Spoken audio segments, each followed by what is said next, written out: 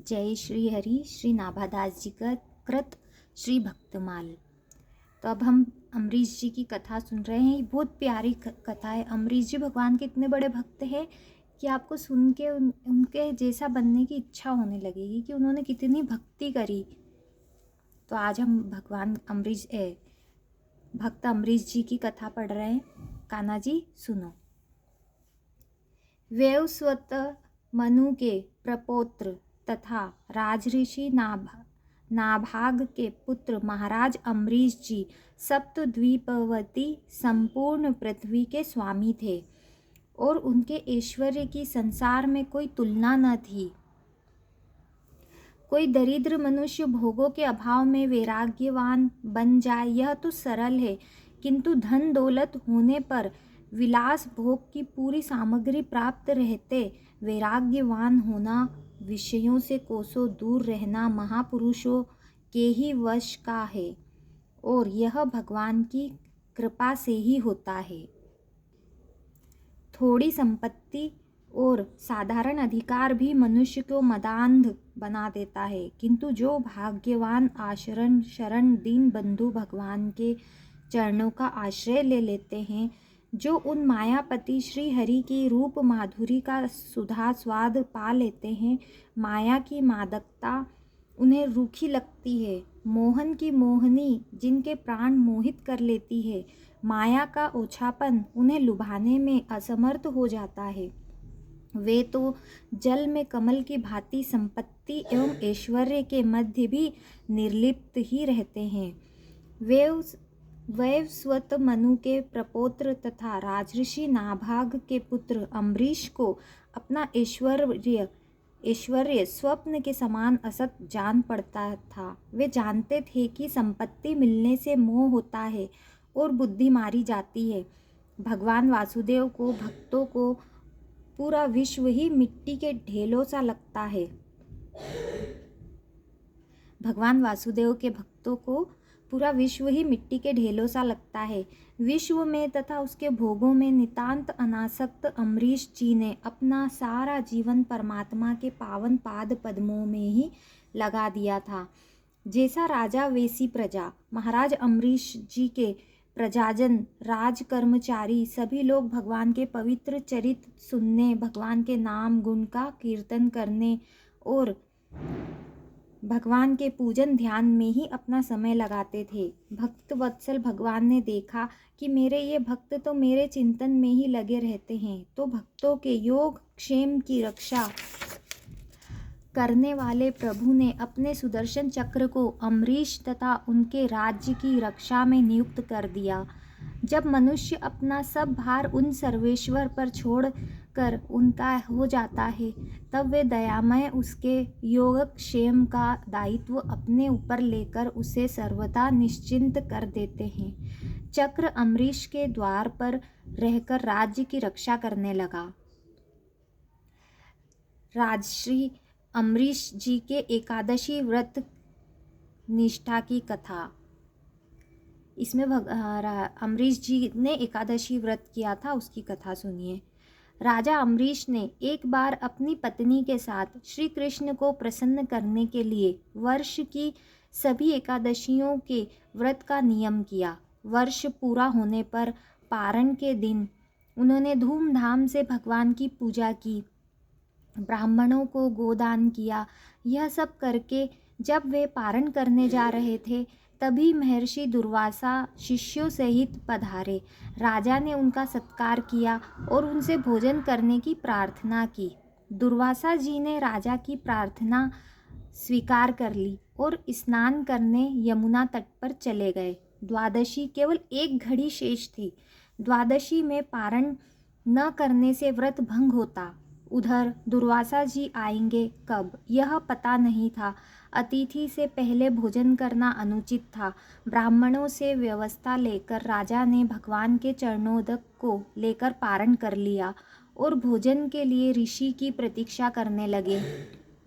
दुर्वासा जी ने स्नान करके लौटते ही तपोबल से राजा के पारण करने की बात जान ली। वे अत्यंत क्रोधित हुए कि मेरे भोजन के पहले इसने क्यों पारण किया। उन्होंने मत्सक मस्तक से एक जटा उखाड़ ली और उसे जोर से पृथ्वी पर पटक दिया। उससे कालाग्नि के समान कृत्या नाम की भयानक राक्षसी निकली।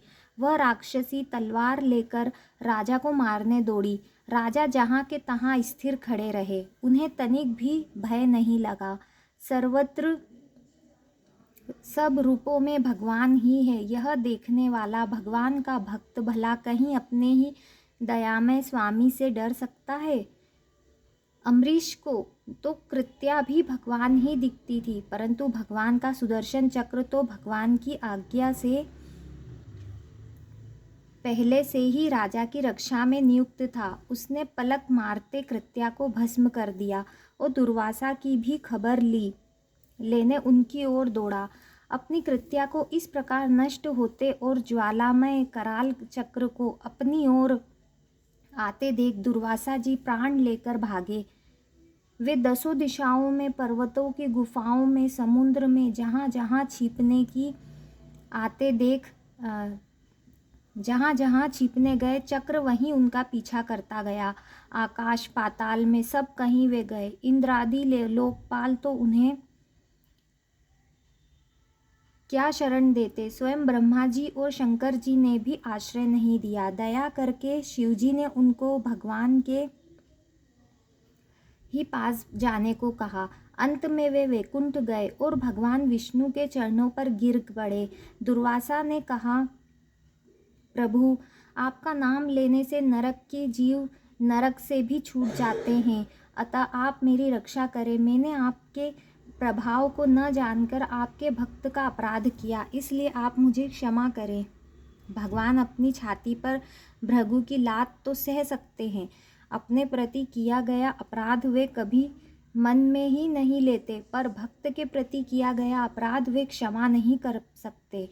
प्रभु ने कहा, महर्षि, मैं स्वतंत्र नहीं हूँ, मैं तो भक्तों के पराधीन हूँ। साधु भक्तों ने मेरे हृदय को जीत लिया है। साधुजन मेरे हृदय हैं और मैं उनका हृदय हूँ। मुझे छोड़कर वे और कुछ नहीं जानते और उनको छोड़कर मैं भी और कुछ नहीं जानता। साधु भक्तों को छोड़कर मैं अपने इस शरीर को भी नहीं चाहता और इन लक्ष्मी जी को, जिनकी एकमात्र गति मैं ही हूँ, उन्हें भी नहीं चाहता। जो भक्त स्त्री पुत्र घर परिवार धन प्राण इन इकलोक पर लोग सबको त्याग कर मेरी शरण आया है, भला मैं उसे कैसे छोड़ सकता हूँ। जैसे पतिव्रता स्त्री पति को अपनी सेवा से वश में कर लेती है, वैसे ही समदर्शी भक्तजन मुझ में चित्त लगाकर मुझे भी अपने वश में कर लेते हैं। नश्वर स्वर्गादिकों की तो चर्चा ही क्या, मेरे भक्त मेरी सेवा के आगे मुक्ति को भी स्वीकार नहीं करते। ऐसे भक्तों के मैं सर्वथा अधीन हूँ। अतएव ऋषिवर, आप उन महाभाग नाभागत नय के ही पास जाएं, वहीं आपको शांति मिलेगी। इधर राजा अम्बरीश बहुत ही चिंतित थे। उन्हें लगता था कि मेरे ही कारण दुर्वासा जी को मृत्यु भय से ग्रस्त होकर भूखे ही भागना पड़ा। ऐसी अवस्था में मेरे लिए भोजन करना कदापि उचित नहीं है। अतः वे केवल जल पीकर ऋषि के लौटने की पूरे 1 वर्ष तक प्रतीक्षा करने लगे। वर्ष भर के बाद दुर्वासा जी जैसे भागे थे वैसे ही भयभीत दौड़ते हुए आए और उन्होंने राजा के पैर पकड़ लिए। ब्राह्मण के द्वारा पैर पकड़े जाने से राजा को बड़ा संकोच हुआ। उन्होंने स्तुति करके सुदर्शन को शांत किया।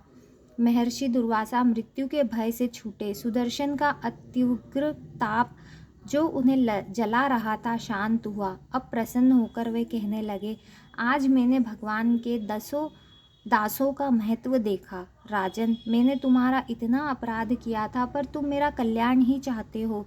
जिन प्रभु का नाम लेने से ही जीव समस्त पापों से छूट जाता है, उन तीर्थपाद श्री हरि के भक्तों के लिए कुछ भी कार्य शेष नहीं रह जाता। राजन, तुम बड़े दयालु हो।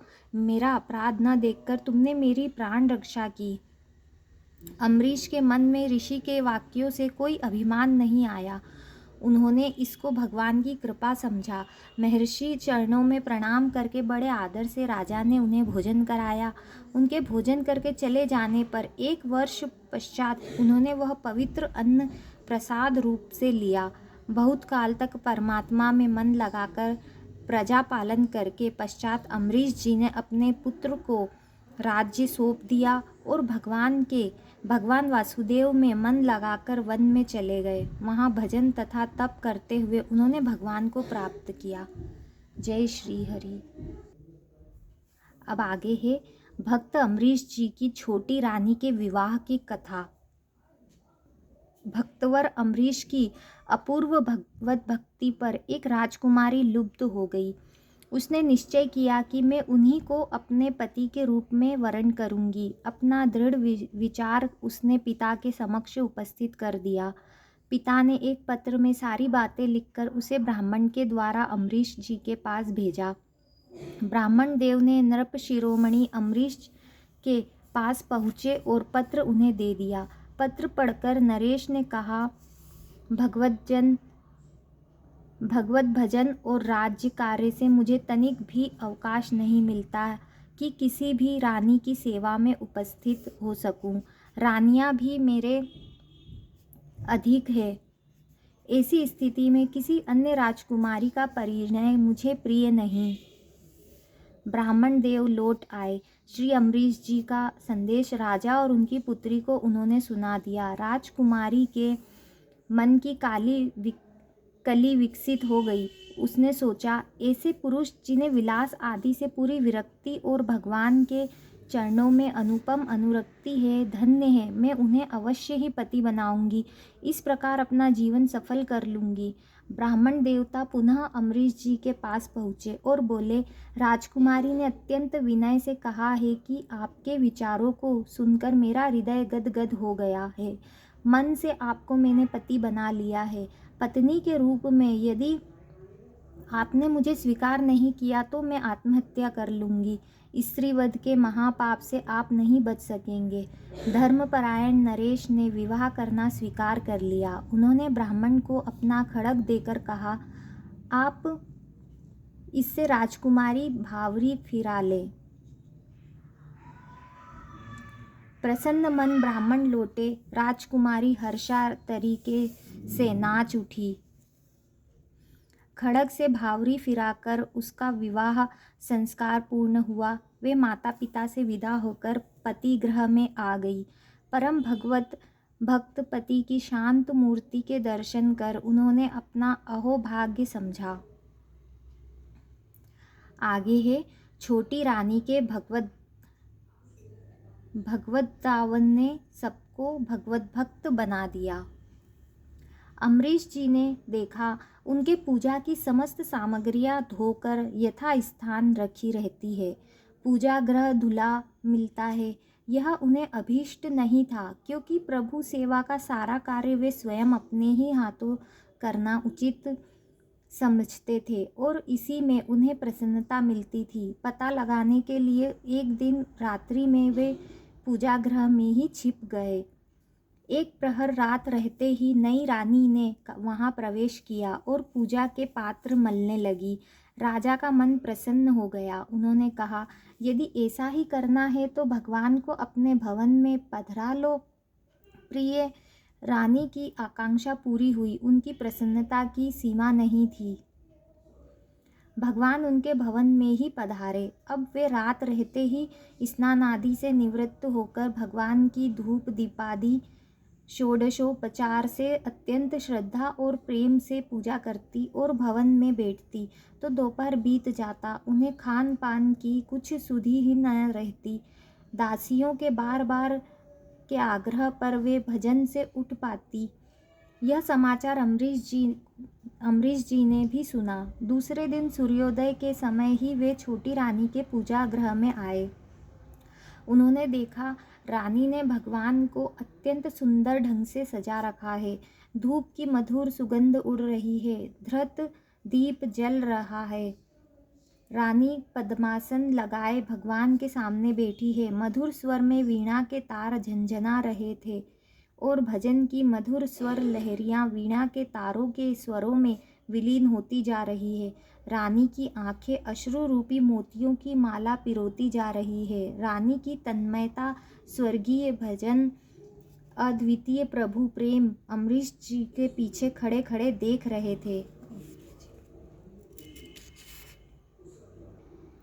भजन समाप्त हुआ। शरीर की छाया देखकर रानी ने पीछे सिर घुमाया तो पतिदेव को देखा। उनके स्वागत के लिए वे उठने ही वाली थी कि अत्यंत प्रेम से अम्बरीश जी ने कहा, प्रिय, मेरे स्वागत की आवश्यकता नहीं है, वही भजन फिर सुनाओ। रानी के सौभाग्य का क्या कहना, पतिदेव रीझ गए चुके थे। परम पति को रिझाना था। वीणा उठी, पतली उंगलियां तारों पर थिरकने लगी। मधुर स्वर लहरी में थिरकता हुआ भजन अम्बरीश को बेसुध कर रहा था। वे समाधिस्थ से हो गए थे। उनकी आंखें बरस रही थी।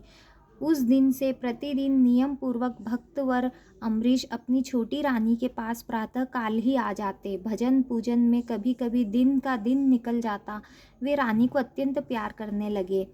भजन पूजन से राजा प्रसन्न होते हैं, यह सोचते ही अम्बरीश की समस्त रानियां खूब विधि और प्रेम से अपने अपने भवन में भगवान का विग्रह पधराकर पूजन करने लगी। समस्त रानियां प्रभु के भजन में तल्लीन हो गई। राजा की प्रसन्नता भगवत जन में है, यह समाचार समस्त प्रजा में फैल गई। फिर क्या था, राज्य की समस्त प्रजा भगवान की भक्ति करने लगी। राजा रानी और समस्त प्रजा के प्राण भगवान बन गए। भगवान की कृपा सब पर बरसने लगी। धन्य अम्बरीश और धन्य उनकी भक्ति। तो ये थी अम्बरीश जी की कथा कि उन्होंने किस प्रकार सब कुछ होते हुए भी भगवान की भक्ति की और भगवान ने कैसे उनकी रक्षा की। जय श्री हरि। आगे की कथा हम कल पढ़ेंगे। राधे राधे।